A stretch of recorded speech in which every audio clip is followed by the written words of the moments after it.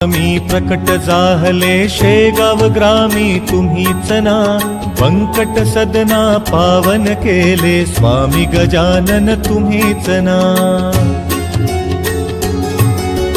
तीर्थ देऊनी मरण टाळिले देशमुख भक्ता तुम्हीच ना, मृत्यूचे ते प्रकार कथिले स्वामी गजानन तुम्हीच ना। चिंचनासवुनी धडा शिकविला जानकी रामा तुम्हीच ना, अनळा वाचून चिलीम जाळिली स्वामी गजानन तुम्हीच ना।